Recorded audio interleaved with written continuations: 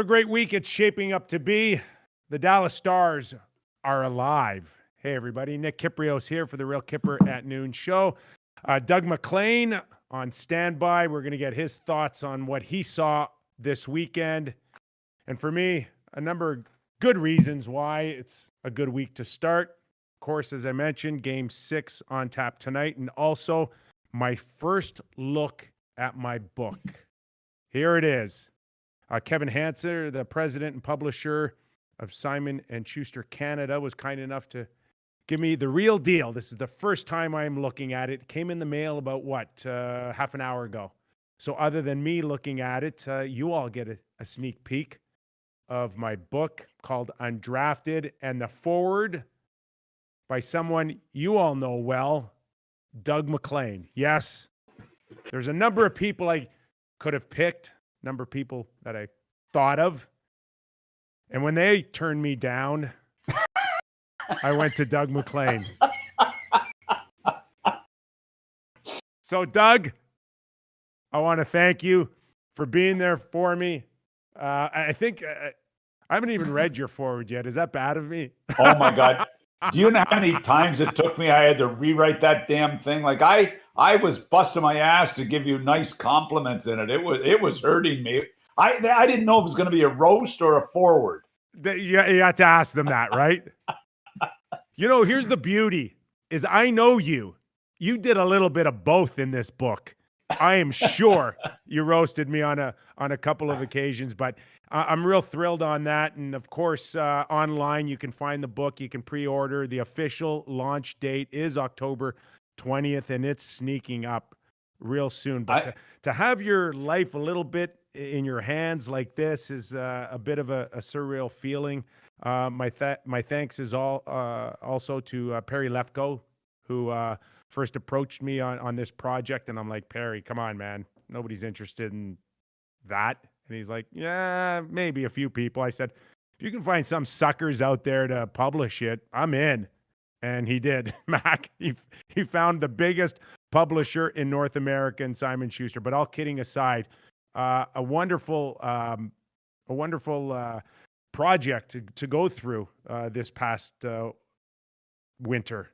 And I know, Mac, you've also got a book coming out as well. So for all those listeners and followers out there, keep an eye on Doug Maclean's little project coming down the pike soon. Yeah, I'm getting sick of just doing forwards, I'd like to, make some cash. I mean, you don't get paid for doing forwards. You get paid for writing a book. So I'm done with the forwards. I'm moving on to the book sometime in the next year. And when is yours out? Well, we've been having. Actually, I'm with Simon & Schuster as well, and we're well on our way. I've done about 8 or 9 chapters. Scott Morrison, the great Scott Morrison of Toronto newspaper fame, is the writer with me, and I wouldn't be surprised it'll be coming out next October, a year from this October, and the name of the book is going to be called Draft Day. And obviously, you're not in it because you weren't drafted. That's right. So we're opposites. I'm undrafted. You're draft day. So you know what? It's. But you're right. What a challenging process to go through. Oh my God, it's a pain in the ass. But anyway, it'll be fun, and I'm really looking forward to your book. I got to tell you. You don't sell books calling it a pain in the ass. Well, I'm not worried about mine selling. They would like it to be the Moneyball of hockey, so we'll see. I know I mentioned Moneyball in there a couple of times, but anyway, we'll see when it's all said and done. It's not unlike yours. It's not about me. Yes. It's about my experiences in the draft. Some good, some not so good. But knowing you the way I know you, I know at some point it will become about you because it always does. You're right.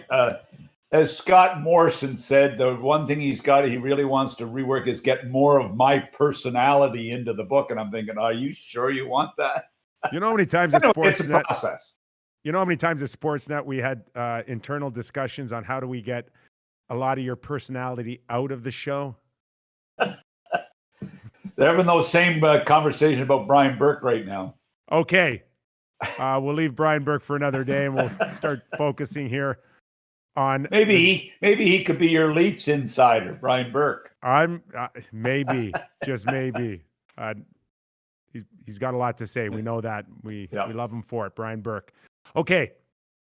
Speaking of personality, did Dallas show you enough on the weekend that says that they can stretch this out to Game 7? Because the thumbnail was all about the veterans, Mac. And, the reference I keep hearing out of the media is the cardiac kids. And I'm like, no. Not the cardiac kids, the cardiac veterans. When you've got a 36-year-old and a 35-year-old now carrying your team, it's good or it's not good going into Game 6s and 7s.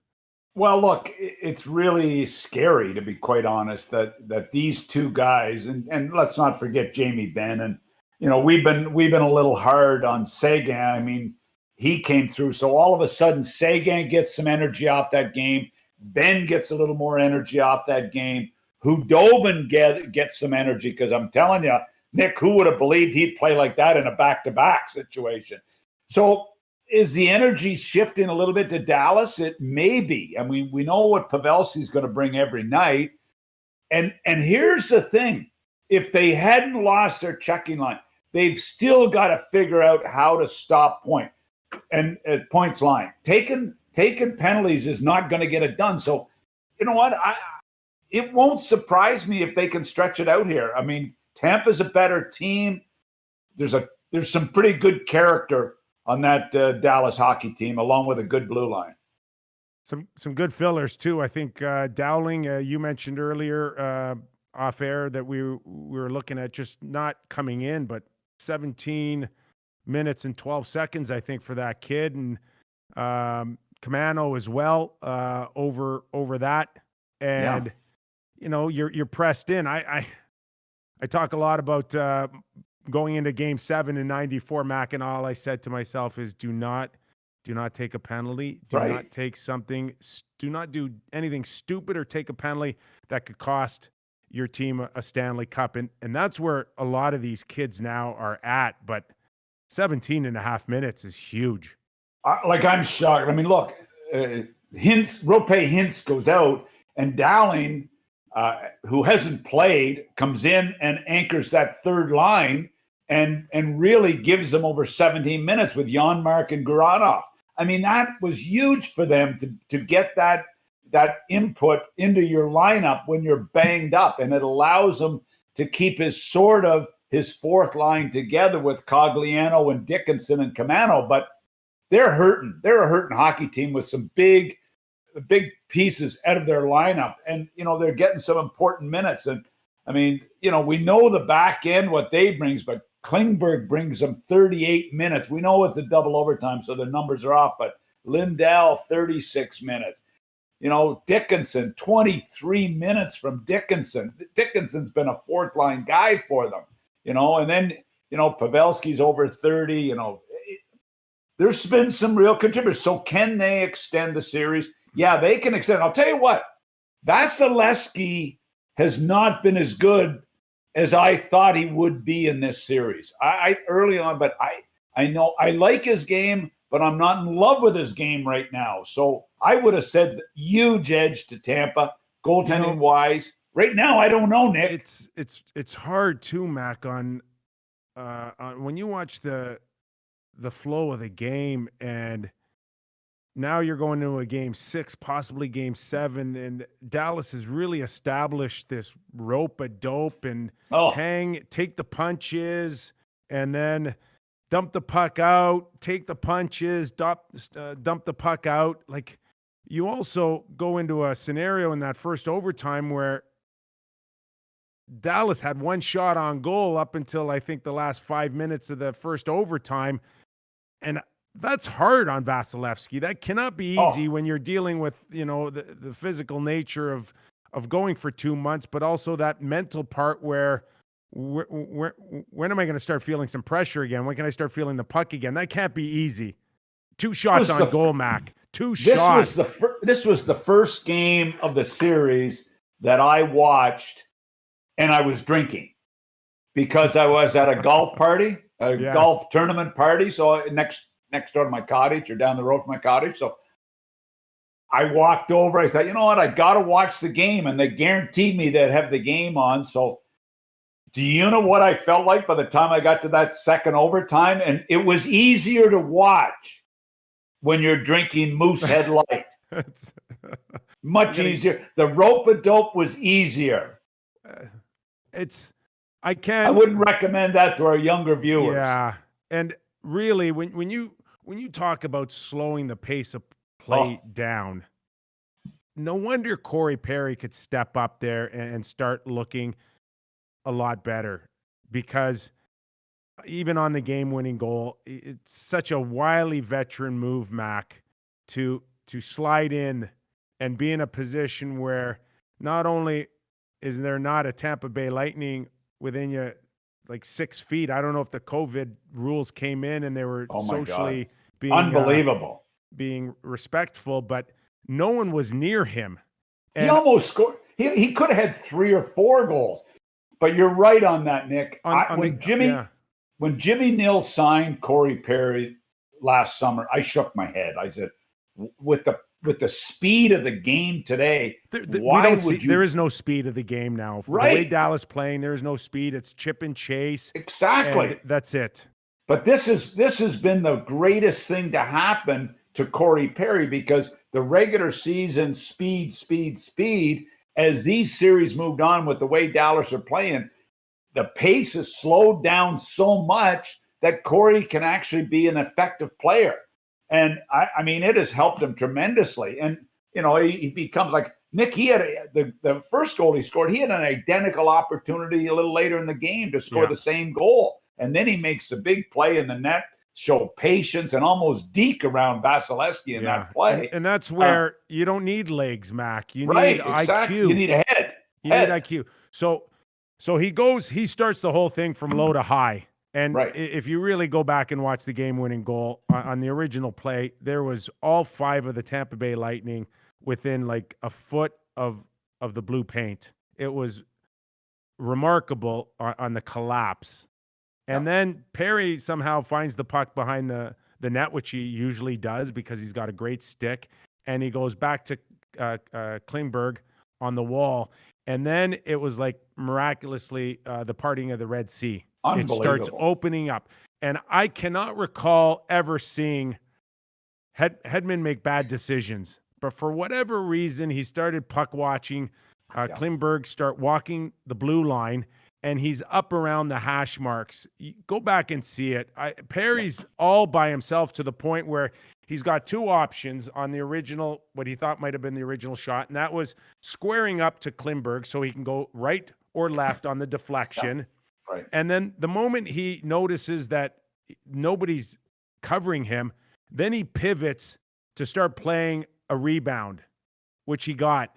And again, calm, cool, and collected. He's been around the game a long time. He also knew he had enough time to take 1 step to Vasilevsky's right if he needed. He didn't get a clean shot on goal, but he had enough time that even though he didn't pick up the puck cleanly on the first opportunity, he would have had a chance to go around Vasilevsky, and he did. I can't recall seeing Hedman out of position once in 2 months, except for that goal. Is there any chance that Hedman is, I mean, for what this guy has done in this year's playoffs, for the amount he's played, is there any chance that fatigue is setting in on Hedman? On that play, 100%. It looked it. You're 100%. Right. It looked it. So now the question is, you know, what shocks me though, Nick, and you're right on Hedman, that maybe fatigue is coming in. We saw Braden Point in the Islander series that we didn't know if he was going to be able to play. And now he's up to 30 minutes a game, you know, in these overtime games. He's logging big minutes. Like, he goes from day to day in the Islander series to back to looking 100%. And, you know, what factor is that playing going into tonight? If they don't stop the point line and if they don't take penalties, they have no chance to win this game. If they stay out of the box, keep their discipline, and somehow, some way, get their matchups against points line, they have a chance. Well, there's no question whether it's fatigue or just the mental ability, Mac, to just hold it. And again, not to harp, but no crowd, no energy, no coming home to a family, no nothing. You'll never, you can go back 50, 75 Stanley Cups and you'll never find the drop off of energy ever like you see now with what's going on with the players. And I feel for them because, it's not an off and on switch. If you hit a lull, if you hit a rut, Dallas is showing that you can take advantage of those ruts. And I think that's what's happening to Tampa right now, that, it's hard when you should be up 2 or 3 goals and you're not. You're only up 1. And that's twice now in Game 4 and Game 5 that Tampa Bay blew a third period lead. Yeah. And it didn't cost them in Game 4, but it sure as heck cost them in Game 5. That's got to be a little bit of a concern for Cooper. Two teams that are feel-good stories about the way they've handled it, but there's something that would make me a touch nervous about the way Dallas have been able to battle back. I mean, think back to that Colorado series. Who would have given them any chance? Early on, they don't look, later on they get it, then they blow it, then they come back and win it. I mean, they have been like the cardiac kids throughout this playoff. So, I mean, I had them down. I mean, they could have been down 3-1 to Calgary if Calgary hadn't gotten dumb, and all of a sudden they're in the Stanley Cup. So there's something about this group, is that the atmosphere that Rick Bowness has created, the Jimmy Nill effect. I mean, it's the Pavelski effect, the Perry effect. I mean, what is going on? Kudobin. I mean, there's so many great stories with this team. And just when you think that you're watching a Cinderella turn into a pumpkin with Kudobin, he comes up large. He made a save in the second OT, which was off of a point shot for Hedman and a redirect from point.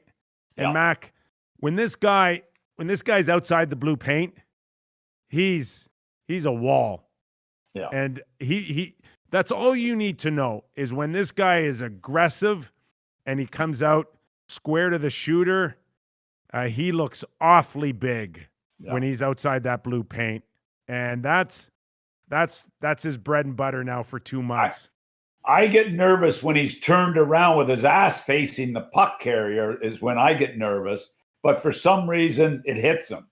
But I thought he was done, Nick. A couple of games ago, I thought he was toast with the way he looked fatigued, the way he was stumbling around, a few bad goals. And then he goes in a back-to-back and plays great hockey. To me, it was shocking the way he performed on Saturday night. It really was. How about my boy Seguin? Because you shit all over him. You thought he was done too. And I was sitting there going, no. You can still contribute. You can still look good. And I know he's snake bitten, but Mac, 5 assists. And I know he still cannot find the net and he cannot get that one bounce. But come on. A great effort. And he's not 36 or 35 like Pavelski and Perry, but the guy's been around for 10 years, and he's turned himself into a bit of a wily veteran. I didn't dump on Seguin. I dumped on you for, having, cloudy eyes or cloudy vision on the way he was playing. You know what? Obviously, Seguin or Ian Pulver listen to our show. Yes, he got the wake-up call, which, I mean, Rick Bowness and Nill should maybe be thanking us for getting this guy going, because, we prodded him a little. You were kissing up to him, and I was prodding him a little. So we're also going to boost this game up, right? Jordan, I know you're out there. You know what? I want to tell you what. In my massive hockey expertise, I was pushing for that boost for Tyler last week. I even said, hey, could he do it? And you said, no way, he couldn't. And then that night, it wasn't in the crease, because I know that's not the goal anymore. Yes. The puck magically slid in between the net And I bet that myself. We should have done that as a community. He's so close. But did we not win so that close. boost with the number of goals and with points? Or who did we have scoring? We won that one, I believe. I thought we did. Yeah, I thought we did. But I just wanted to brag a little bit. Is that okay? I mean, I can't even remember. You guys are. Break. It's in the book. I've had 6 concussions, man. Don't make me go back to previous shows. 8. I thought it was 8. You even 8. forget how many you had. I thought it was 8 you had. Yeah. So tonight we have some good boosts actually from our friends over at blitzbet.eu. The over/under, we took under 4.5. It was at plus 270, minus 275. Okay. Now Plus go ahead. What is it now? Was my plus 185. So that's a huge boost. Just on that, Mac, what did we see? 3 penalties in game 5. Yeah. There's something to be said about the officials. And, we've seen in previous games as well, I remember the Corey Perry and the point, the hook by Perry, and then point goes down, and then they give it the embellishment call, which I thought was a joke. Point on Ben penalty in overtime. Ben in overtime. Come on, that was sickening. With that Tyler, was sickening. I'm sorry. They are now in the I don't want to be noticed. The officials and what's the over under on penalty calls tonight? You think we'll see 2 power plays each? Like, they don't like making calls, Mac. And come on, let's decide it. Let's decide it on the ice. I'm sorry. Like, here's what's driving me batty. When the guy who's at the damn blue line and the play's in deep, the guy, Wes McCauley, is staring at the play. He doesn't call it, and the guy from the blue line makes the call. Are you kidding me? What is this? Yeah, garbage? that's always been the case. With, I know, but come on, it's the Stanley Cup Finals. Since they introduced the 2 referees on both sides, it's always been a given, Mac, that the furthest guy will make a call. Bad. I'm 200 sorry. feet away. They don't care. They don't care.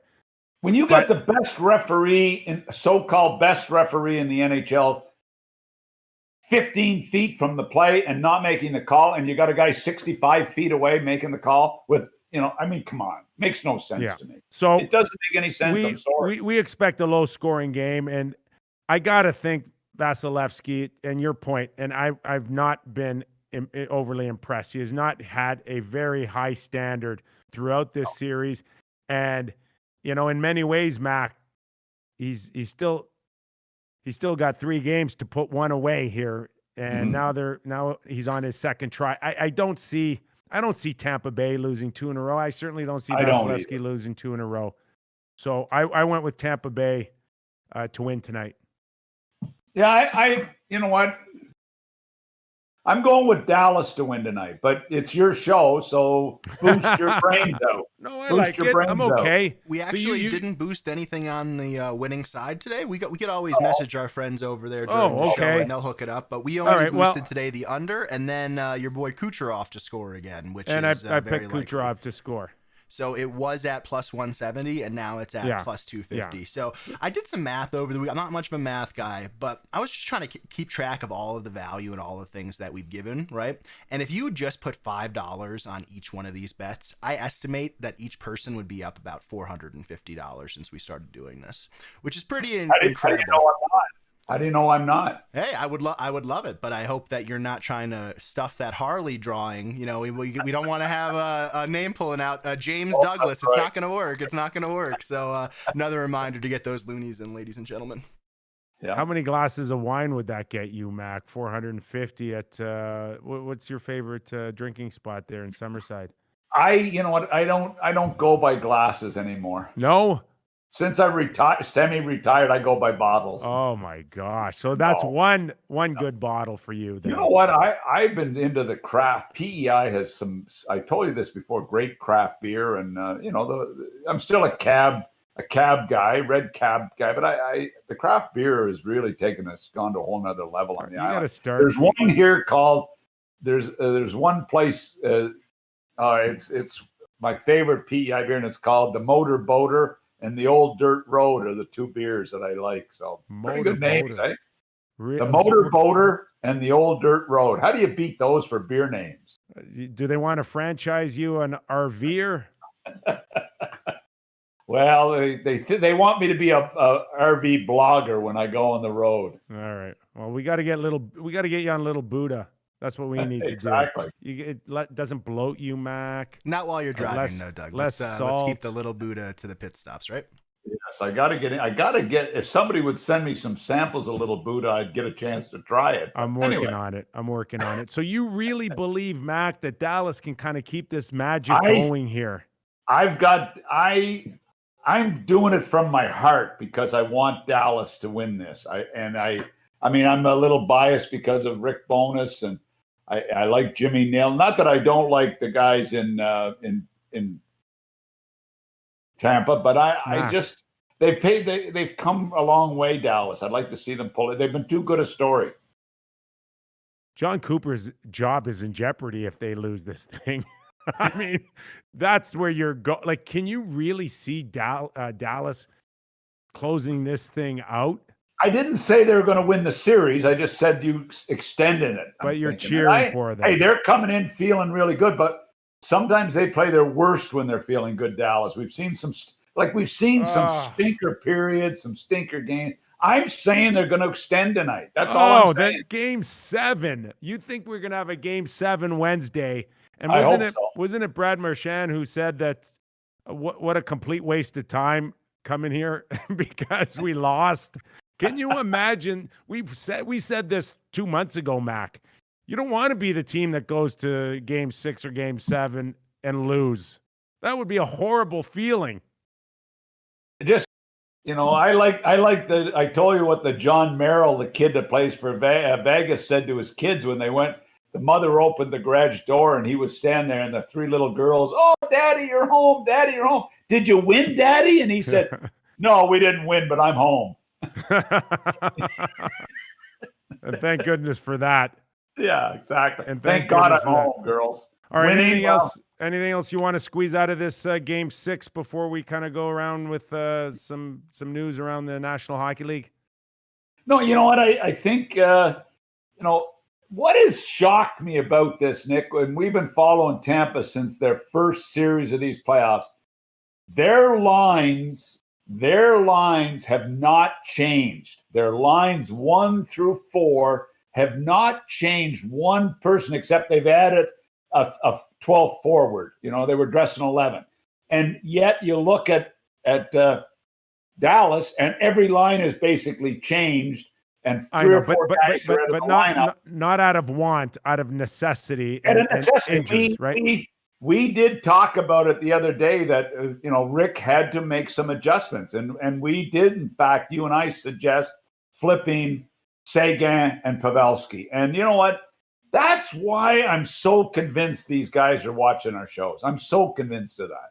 Because they seem to do what we suggest. That's all we've always been about, is helping our friends, See, everybody out there watching and listening, did you see how Doug turned it around and made it about him? Did you see that?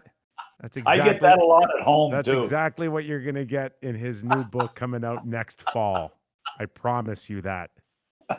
How good is that? How good is that? Okay, we also saw in the last few days a lot of teams still working on improving their situation, improving their roster. I got to be honest with you, Mac. I didn't see a lot of takers for Mark Stahl's contract coming up, and of course, Detroit made the deal on the condition of a second round pick, and I thought it was a hell of a deal for the New York Rangers to get out of that year, Mac, and only cost a second rounder. I thought personally, Stevie Yzerman bit too early. What are your thoughts? Look, when I watched Dubas give up a first round pick a year plus ago for Carolina to take Marleau, I thought, oh my God, how bizarre is this? You give up a first so that Carolina can take Marleau and get your salary cap back to where it needs to be. Then I see Stevie Y acquire a second So at least it was, you got the Rangers giving up a second-round pick to get rid of Stahl's contract. But I don't know that Stevie bit too early. Stevie's got a ton of cap space. Stevie Y right now is fighting to get to the floor, not the cap, but get it to the floor. Mac, you're still going to be able to do that.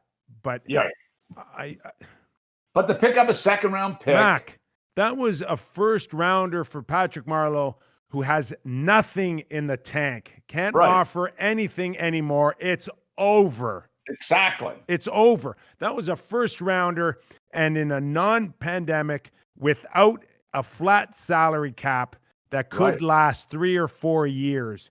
How did that market go down from a first to a second when Marleau's at $6 million that Carolina needed to pick up, and Stahl's at 5.7, I believe, if I'm not mistaken? They're exactly the same contract. You set the market at a first rounder last year with Marleau. I want a first rounder to pick up that contract.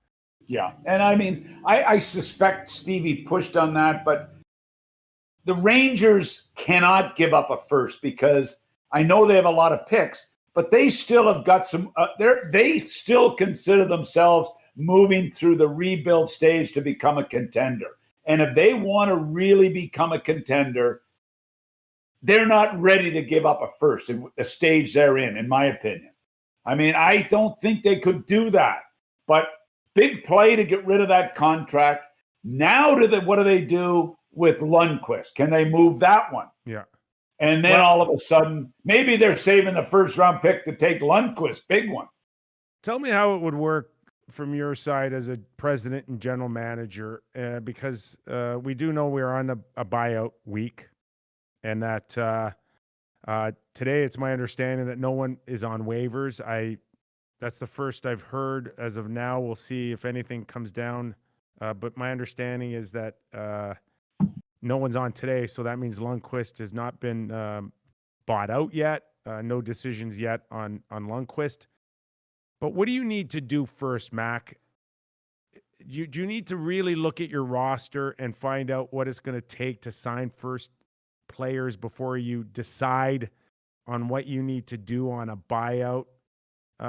Wenberg's an interesting situation in Columbus. Here's a guy who signed a long-term deal, Mac, and I believe he's got 3 more years left on his contract. That is just under $5 million, I believe. Awful for a third line guy that really plays like a fourth line guy some nights. Okay, I mean, this Mac, has been a disaster. He's 25. I don't even know if he's turned 26. So the appeal on Wenberg's buyout would be that you get to save a third off. It's not. It doesn't happen often. Right. But when you are in a position to buy out under 27, you get a third off. There is an appeal to save $10 million off of Wenberg, but I don't get the sense that Columbus is really going to do this. If to me the situation is their owner. Look, he wants to support management. He always has wanted to support management. But this is a different situation. And how many teams ownership are saying, hey, yeah, I want to do this, I want to do that. But we're in a tough situation now. How much money are we going to spend? Are we really going to go to the cap, or can we save a little bit of money in this coming season and maybe the next season? I think Columbus is one of those. I think it's like, yeah, I want to support you guys to become winners. But if you can save this kind of money, and this is a bad contract that you've got to get rid of. They've already put up with the Dubinsky contract that's been hanging over their heads for how many years? Has that one been there? So now, they've got to, because I don't think it's a cap situation there. I think it's, maybe we can save our owner a little bit of money, and maybe we won't go to the cap this year. And I believe there's a lot of teams that are saying we won't go to the cap. Don't you have to make sure that Wenberg will never be the player that you projected? Is it embarrassing for a team to give up on a player like that who's in his mid-20s only to find out that in a year or two later he's He's making huge contributions. Let me put it another way. Well, for they you. gave up Carlson to Vegas. Same thing. Similar. Maybe a little younger. They've had I think they're tired. Like Wenberg looked like what's Wenberg, a first-round pick? Yeah. Looked like he was going to be a really top-end guy, and for the last 2 years plus, he was a point. He has not been able to get it done. They had him projected as a point-a-game guy. That's what they did. If not a first line type of guy, power play playmaker, he'd come in nicely right behind Dubois. And here's the other challenge, Nick. I think they've got to consider this because they've got to get Dubois signed. That's their number. I mean, they got a couple of guys they got to get signed. Dubois is one guy that could command a lot of money and will command a lot of money. So, I mean, does that help ownership to get rid of that money at least so you can put it towards some of Dubois' money? Because what is he going to want, Nick? That's going to be a frightening one for them. Seth Jones in a couple of years is also unrestricted. You can't lose, Mac. You just, and he's unrestricted. You can't lose that guy. Yeah, that's right. So it could be a turning point for the Blue Jackets. But ownership will support. I really believe ownership will support what Kekalainen wants. They've always done that, but this is a critical move to clean. And you know what? Is Torts and Wenberg? Is Torts done with Wenberg? Like, I gotta believe that's like oil and water. Those two guys. But you got to factor in that again. And I'll look at Pavelski for an example, Mac. Doug Wilson didn't want to give up the third year. We know that. But it can't be easy for Wilson now to watch Pavelski ooze character for the Dallas Stars when your organization was missing it so much. Is there a part of any general manager that says, yeah, I don't want to look bad. I just don't want to look bad giving players away. I agree. But Nick, you and I both, this as well as I do.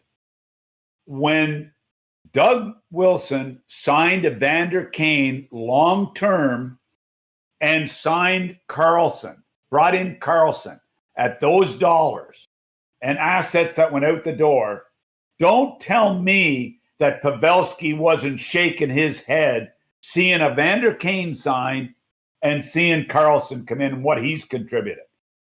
I've got to believe that had as every bit as to do with Pavelski leaving as Doug Wilson. Would you not agree? Doesn't take much. If you've been around the game long enough, you get to read tea leaves pretty easily. Were those read right? Yes. Yeah, those were read correctly. And that's something that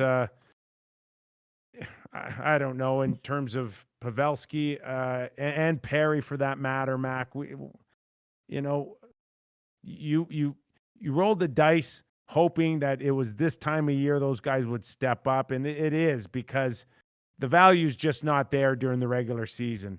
And right, you're going to get 10, 15 goals out of these guys now during the regular season, but oh my goodness, can they be so valuable for you this time of year? They're not if without Pavelski, Dallas would not be playing in this round. Yeah. In this round. That's how important he is. And maybe the round before without Pavelski. I don't care how many points he got. I don't care how many goals he got. Without his contribution to this group on and off the ice, they're not playing right now. That's how important a pickup he was for Jimmy Nill. And Corey Perry, not as significant, but damn right in there as well. This is a series where both general managers have done a good job in preparing their team to go deep. Julian Brisbois with the Coleman pickup and the other kid, and from San Jose, by the way, who came from San Jose. And then you see the pickup by Jimmy Nill. Difference makers, both GM. Yeah.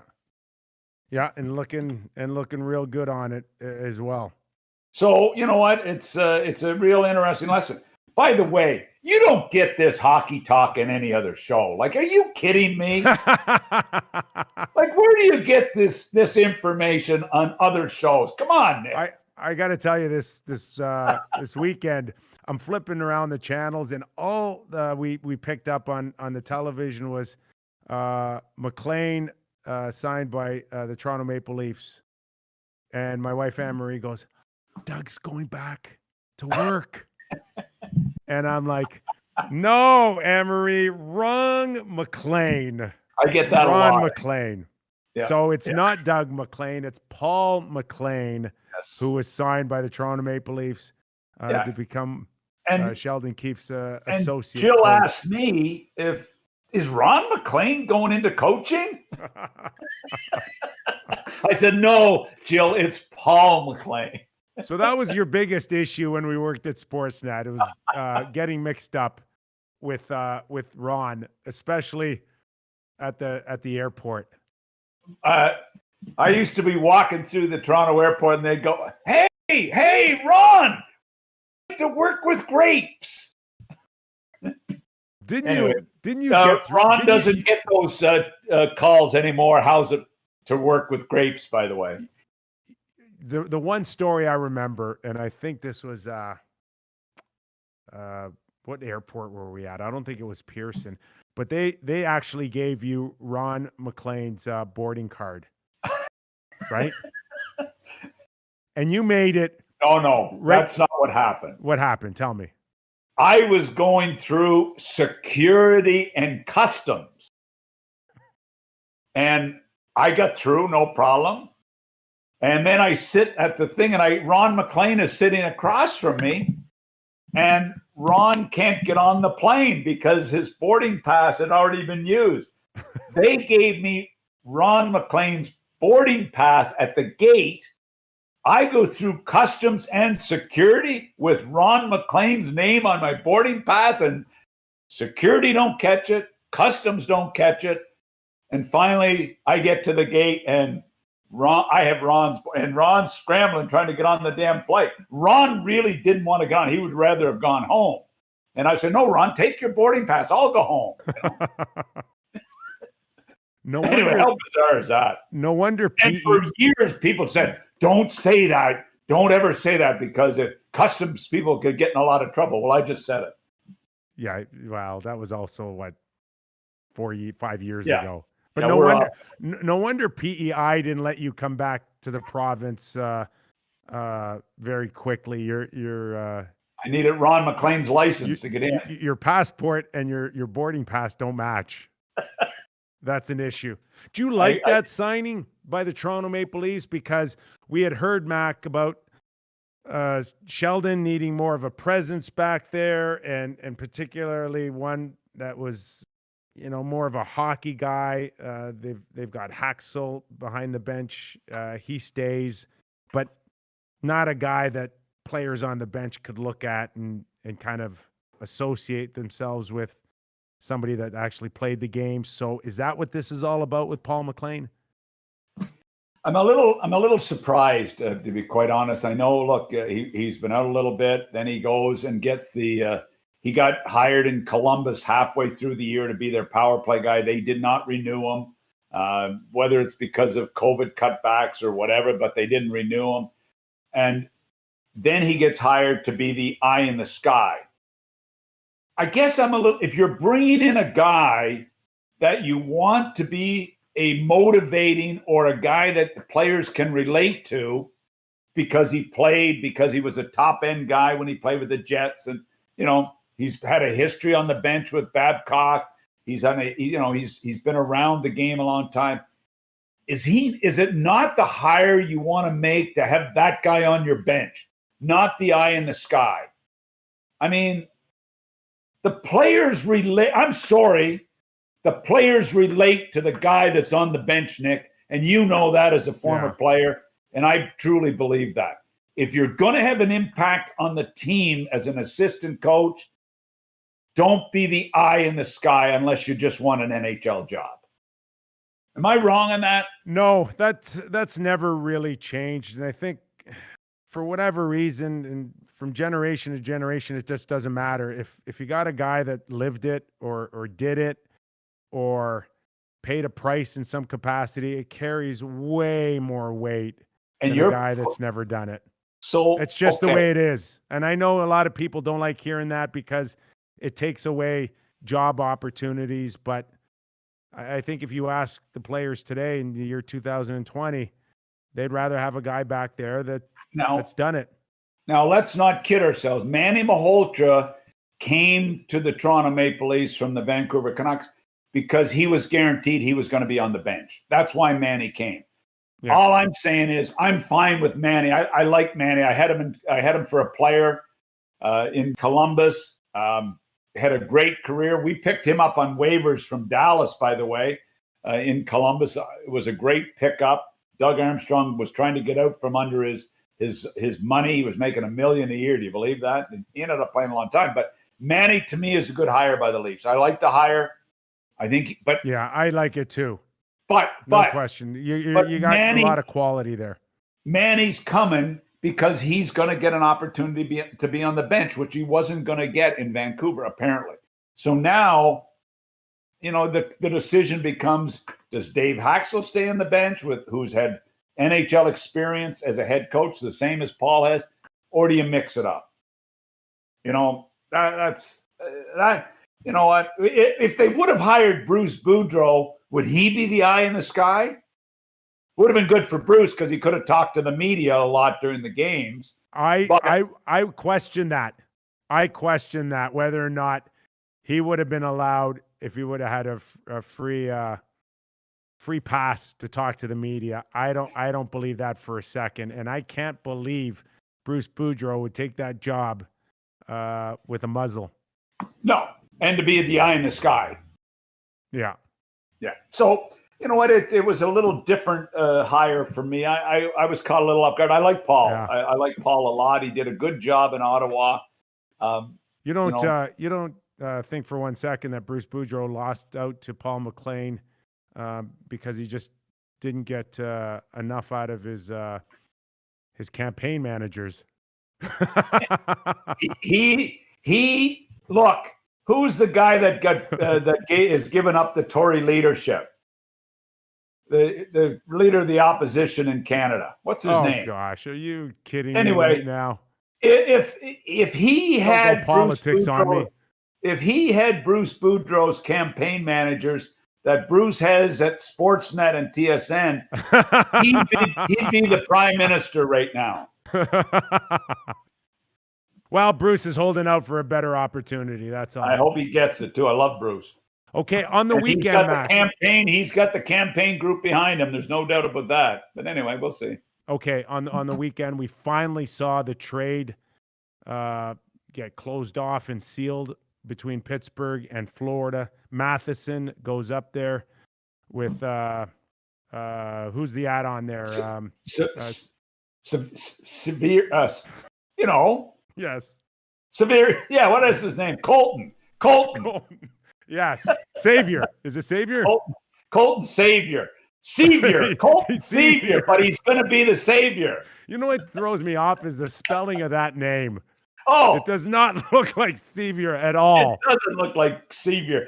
Colton's fine, but the next name is tougher. I'll tell you who's not fine. I'll tell you who's not fine is Hornquist. He was pissed. Yeah.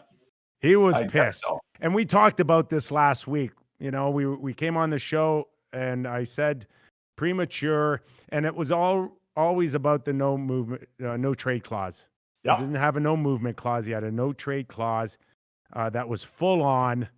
And somehow, some way, the trade got done or agreed to without talking to Hornquist first. And he thought it was disrespectful. I don't know. He used the term blindsided, but Mac, how do you do that? And I'm not, Jimmy Rutherford's got to do what he's got to do. And he did it. And he got the job done in terms of moving him out. But that can't be an easy thing, Mac, to do is really kind of push a trade when you haven't talked to a guy first. You know what? I just, when that trade came out and then it came out that Hornquist wasn't notified, are you kidding me? Like, I know sometimes it happens, but here was a great, valuable lesson I received when I was a GM in Columbus. I was doing a trade with Pierre Lacroix, and it was prior to the draft. It was a second-round pick prior to the expansion draft and prior to the draft. A second-round pick for Marc Denis, okay, who was a great young prospect at that time of Colorado. And this is what Pierre Lacroix said to me. Doug, you and I are agreeing to this trade right now. If this ever leaks out prior to us doing the documentation, I will know it came from your organization because it will not come from mine. This will never leak out of my organization. I've been here 10 years or whatever, and I know it's not coming from us. Okay. You're just new as a GM. You've got a new group. If it comes out of if it leaks out that we've made this deal before it's approved, the deal is off. It will not happen. It was a valuable lesson I got from Pierre Lacroix that day, let me tell you. How the hell does this leak out of Florida? What year would that have been? That would have been 2000. Okay. Where is social? You're not dealing with Twitter and social media back then, are you? No, but I sure as hell wasn't telling I wasn't. No, but there's a big difference Nobody was now. telling the players. You don't tell. My point is, you don't tell the players till you know it's done. Okay. When you said that, and when the deal was consummated, what is are we talking about a week? Or are we talking about 3 days? It was 2 weeks. How long? It was 2 weeks. 2 weeks. That was done 2 weeks before the expansion. How does that keep a secret for 2 weeks? Because you don't tell anybody. So you know how many times you tell your staff, I mean your assistant GM, your director of player personnel, your director of pro scouting, typically, maybe your director of amateur, those 4 guys that are involved in the trade with you. And it's very simple.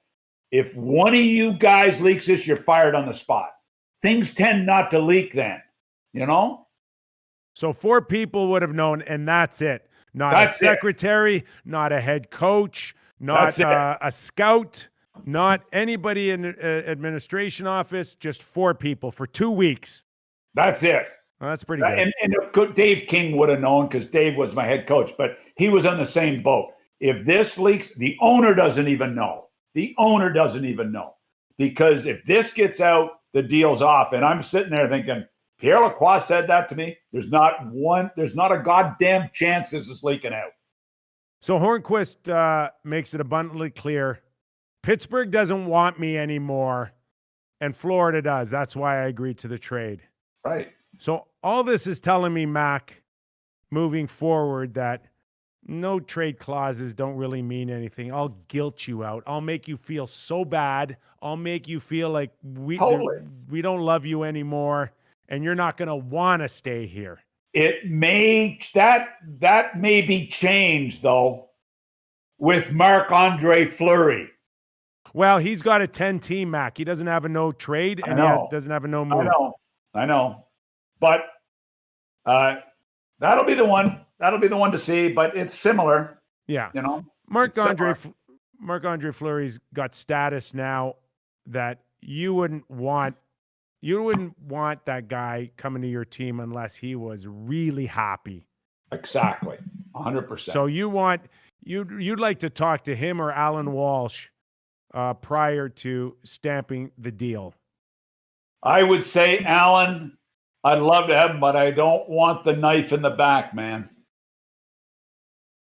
That's just never going to go away, right? No, it's never going away.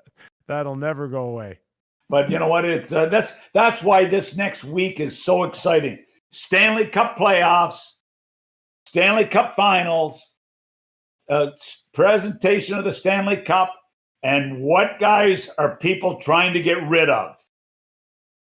And what money are they trying to save because of bad deals? If you're a general manager right now, would you ever want to guilt a player off of his no move clause as well? Would you go there, or would you be too embarrassed to? Because no trade clauses, you feel like there's more pressure points off of that than no move because there's really nowhere to go. But you know what? You got to do what you have anymore. To do.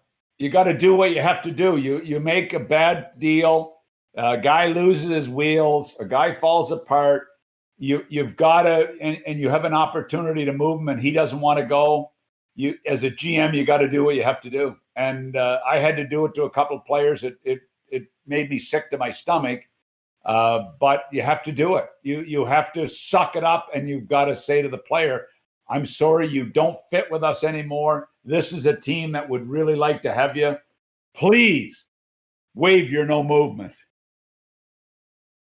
For the record, most of the time it doesn't get to the player. Mostly it's done through the agent, by the way. For the record, we signed you to your 1-year contract, and it is a no move clause. You do know that, right?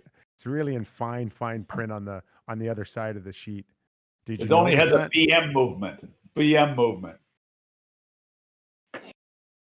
All right. Anything else you want to add before I let you go?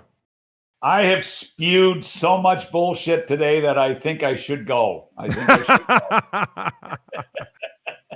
What's on tap today, Mac? I think you've got you're selling condos, driving range. By the way, Nick, yes. I put out the development on Twitter last night. I had 10 emails for people wanting to talk about HamptonsPEI.com.